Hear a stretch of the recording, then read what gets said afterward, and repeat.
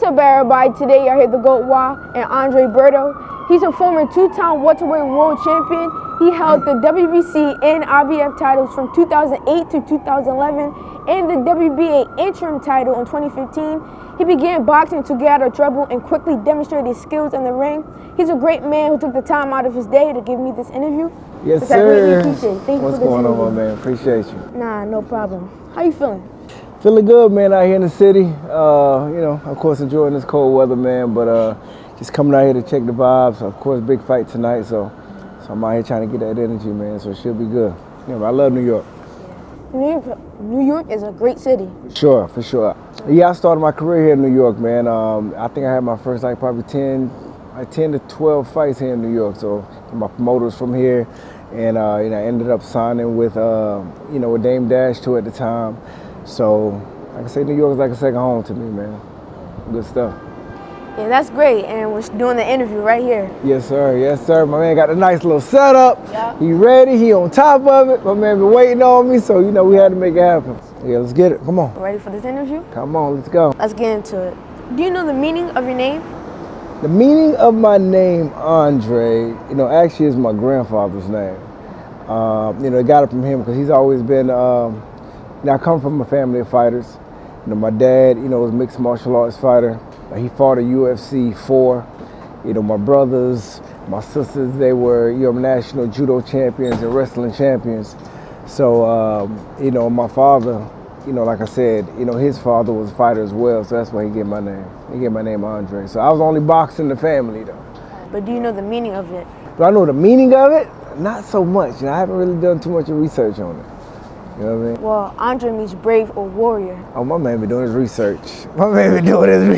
He ain't playing. And Berto means bright or famous. Oh, appreciate that. Okay, I gotta do my homework then. My man. Appreciate that. I love that. You ready for this next question? Let's get it. Come on. When everyone thought your story was over, what made you write another chapter? I mean, when it comes to just this life period, man, you need to just have that resilience. You understand what I'm saying? I think, when it comes to, some of everything in life, you're going to have trials, you're going to have setbacks from time to time.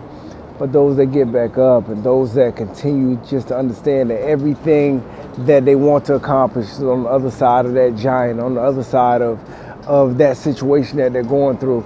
Everything that they're praying for is on the other side of that. So you're not going to get to your goals without going through, some type of hardship, some type of giant in your life. You understand what I'm saying? So just me, just always just, just keeping that in mind and just knowing that this thing that I'm going through right now is not going to be forever. And once I'm able to sustain it and I'm going to be able to just be resilient just to get on the other side of that, everything else is going to come. So that's why we steady here. Good, because you keep working towards it, and eventually you're going to get to it, and you got to it. Always, man. You got to be disciplined. You got to be hungry. You just got to want it, man. You got to want it. And, of course, always try to keep God first as well. Mm-hmm. And it's great you're here. Yeah, facts. Still now after, about 23 years. 23 years, as a professional now. Been performing at the highest level for a very long time, which is very, very, very rare to do. Went to the Olympics in 2004, turning pro, and like I said, just coming from nothing, man. Come from a small city, and to, still be here. That's the best revenge. That's the best revenge, is success, baby. Success is always the best revenge, my boy. Yes, sir. You don't have to give me a particular time, but do you feel like when in your life there was a time where you wrote a new chapter? Because I don't want to pry into your life, but do you feel like there was a time when that came? Yeah, I think it was, I think I had a few situations like that where I went through, some tough times in my life and I persevered through it and it felt like a new me, a new situation, right? Because every time you go through any type of, hardship in life, has to be some type of wisdom that comes from that. You have to change your mindset. You have to be different. If you don't, if you don't change within the situation, like I said, you just hurting yourself at the end of the day. If you go through that situation, you come back on the other side, it's, like I said, so much more. Just understanding and wisdom. You're pretty much just writing a new chapter. Yeah, you gotta adjust. You have to adjust. You have to keep pushing forward. Because you always got to adjust to, like, make the changes. Have to. I was just on the phone. It's crazy. Crazy you said that. I was just on the phone with a friend of mine this morning, and telling him the same thing and letting him know that, you know, as life continues to grow, I mean, you have to change. You have to change, of course. I mean, we did a lot of, you know, I mean, knucklehead things, you know what I mean, like years ago when we were younger. But within time, man, you know what I mean, like some type of, you know, wisdom has to kick in. And you have to change to try to be better. You know what I mean? When you change, you learn, you realize you're starting to grow. Of course. That's what life's all about, man. You know what I mean? Life is about change. You know what I'm saying? If you're not changing, it's a problem. If you're not changing and you stand stagnant, it's a real problem. You understand what I'm saying? So, yeah, I got so you want to be able to grow, yeah, for sure. Do you think humans are addicted to looking broken instead of actually healing? You know what? I think I believe, you know, we're going through a, you know, big society shift of that. You know, it's very hard for a lot of people to get over their brokenness, you know, depending on what the situation is that they went through. Of course, you know, I mean, that's why I always, you know, I lean toward, you know, scriptures a lot. I lean toward God a lot, because at the end of the day, man, I mean, you know, you want to know the truth. I mean, you have to dial into something that's going to be greater than you. You have to, because this life is too tough. This life is too hard. You go through a lot of, you know, like I said, a lot of different things that other people really can't tell you to get through it. You have to be able to get on your knees and try to, you know, humble yourself and try to, you know what I mean, probably try to reach to a higher power. You have to. Yeah, when people try to seem broken, they know they can heal. Yeah. They just like to stick broken because they like the attention. A lot of them do. We just like the attention.